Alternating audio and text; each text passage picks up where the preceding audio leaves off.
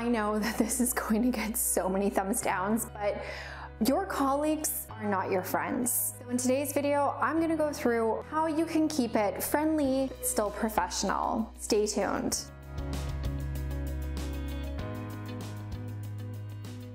Hello and welcome back to my channel where I help you slay your career and cultivate the successful life that you want. In my video last week, I gave you 10 strategies that you can use to get along with your colleagues. And one of them was a little bit controversial, and that is that your work friends are not actually your friends. I'm gonna throw up 2 disclaimers in this video. It is gonna start off with a good run, so maybe pause the video right now, go and get yourself a tea, because my friends, there will be tea. But also, I do want to caveat to say that I'm not saying that you can't make friends in work. But the thing is, even the people that you're really close with in your work are likely there contextually. So I want to get into that in today's video and then provide you with a few guidelines that you can use to help keep your relationships friendly but also professional so that none of them bite you in the butt. Now, if you're ready to jump into it, you've got your tea, give me a thumbs up and let's dive in. There's something that I think a lot of professionals forget about when they're at work. And I think that this is something that is totally natural, and it's really easy to fall into this because when you think about it, you're at work the vast majority of your waking hours most days of the week. In fact, there's a very good likelihood that you see your colleagues more than you see your own family on a week-to-week basis. And especially when you have one of those really close-knit office cultures, in an open office when everyone's up in each other's business, it's really easy to cultivate these artificially close relationships. You're going through so many of the same things. You have so much common ground. But the thing that starts to blur the lines is where the professional line ends and where the personal line begins. Here's the thing. I want you to remember why people are there at work. I would say that everyone is there because they need a paycheck. Now, need a paycheck, want a paycheck, whatever it is, it's all a matter of semantics. People are at work because they want to get paid. They're there to make money, or they are there because they are trying to build success for themselves professionally.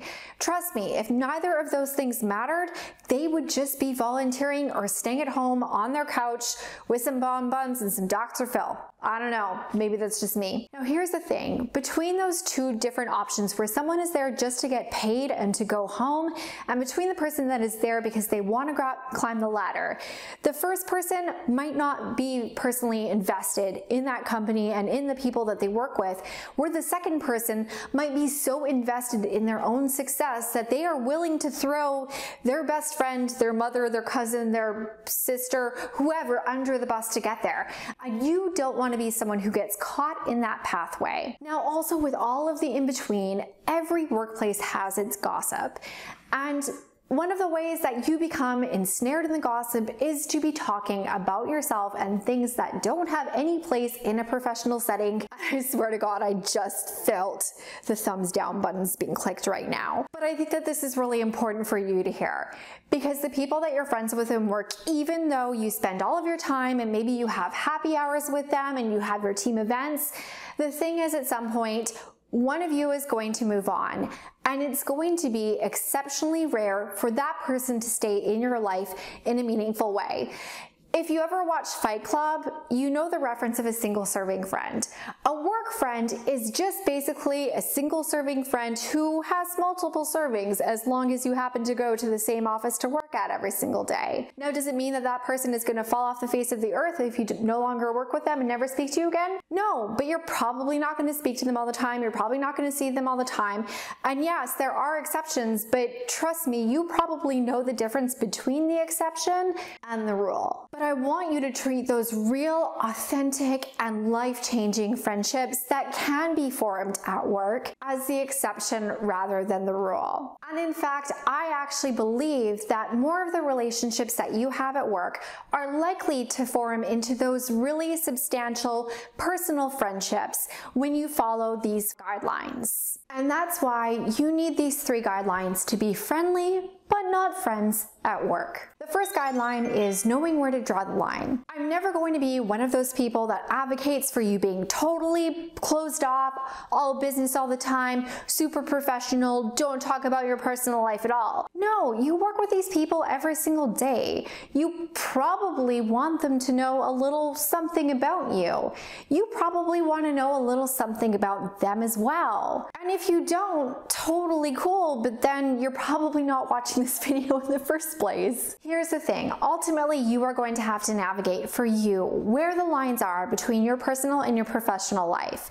You also need to learn where the lines are for the people around you. And for this, I really encourage you to keep it superficial. I encourage you to run the things that you share through a filter. Does this make me look professional or unprofessional? Now, just for fun, let's have a little pop quiz so that we can tell the difference between the two. Now, for each of those scenarios, I want you to tell me if it was professional or unprofessional. Tally up your score and leave it in the comments down below. Oh my god, I was like so drunk that I threw up all over the floor in the nightclub. Yeah, so this chick, she was like a 10. I went to see the new play that was out over the weekend. I just bought a new DSLR, and so I actually spent the weekend in the Lower East Side photographing the buildings. I went out to eat at that new restaurant and I was just having the worst gastro issues ever. Now, drawing from the first guideline, the second guideline is to keep it superficial. Now, as we went through that quiz, there was one thing that you noticed, which is probably that the unprofessional was giving a little bit too much information. But where is the line? One of the biggest mistakes that I see professionals make, especially when they're early in their career and trying to navigate, is by actually oversharing information that makes them look unprofessional and even sometimes immature. There's a few conversations that I really discourage you from actually having at work. Now, if you genuinely do have friends at work that are like legit friends, have the conversation, but not in the office, not at the coffee station where someone's gonna overhear it. Take it outside, people, take it outside. Things that involve your dating life outside of a committed relationship, unless it's a really hilarious bad Tinder date story that is at worst PG. Anything involving money, whether you have too much of it or not enough, squabbles that you're having with your parents, any drama that you're having with your friend, your significant other, your dog, or any information about your health that isn't necessary for everyone to know is probably something that you should not be talking about at work. And I know that sometimes when one of those things goes wrong or you're experiencing that stress, that it can be really challenging for you to maintain a positive attitude at work and for you to bring your best to the office so that you can stay engaged, keep your colleagues liking you and all of that fun stuff. But it is really important for you to practice this because it is something that can really have a dramatic impact on you. One of my clients that I worked with made the mistake about talking about her credit card debt at work. She was speaking with a friend, another colleague was sitting by, and her manager was in earshot, and it was something that became the talk of the office. There was so much judgment going on about her, and it took her a lot of effort and strategy in order for her to clear up that component of her professional brand, which really set her back several months at least in her career. You don't want to be that person. It is better to not overshare. It's better to undershare than it is to overshare at work. The third guideline is to say no to drama.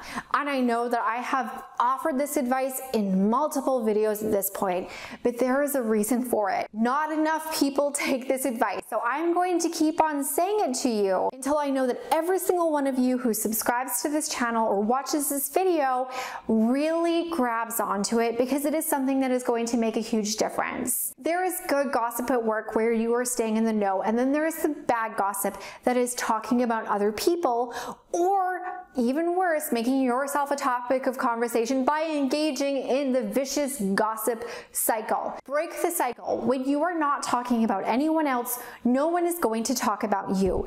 And even if someone does talk about you, you are going to have so much good karma and goodwill by not talking poorly about other people that if someone is saying something to your colleague, they're going to say, hey, she never says anything bad about anyone. You shouldn't talk about her like that. Or she's a really good person. Why are you talking about her like that? Part of how you are going to avoid being a topic of gossip is to follow the first two guidelines. When you respect that these are professional relationships in your life and not your BFFs, you're not going to be giving them fuel to be talking about you. But it also requires for you to not talk about them. Listen, you can be the most judgmental person in the world. You can think whatever you want about your colleagues.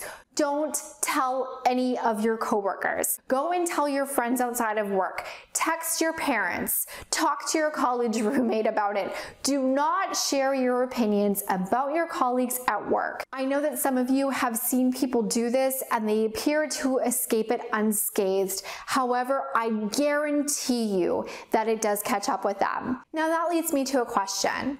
Are any of your good friends in real life friends that you've made at work? Let me know in the comments down below. Now I know some of you might be thinking, if they're not my friends at work, can I date a coworker? And that is actually exactly what I'm talking about in my next video. So if you haven't already, also make sure that you click that subscribe button so that you don't miss out on the next one. Now, if you have broken one of these guidelines and you want to do better, or if you're just someone who is trying to create more success within your career and professional life, I would love for you to join the Strive Squad. It's my totally free Facebook community for women in male-dominated industries who are working to get the pay, the promotion, and the praise that they deserve. I will drop the link down below. I hope to see you there. If you haven't already, I would love for you to smash that like button. It really does tell me that you like videos like this, so I know to make more, and it also tells YouTube that more people need to see content like this. Thank you so much for being unapologetically ambitious, for taking this time to invest in yourself,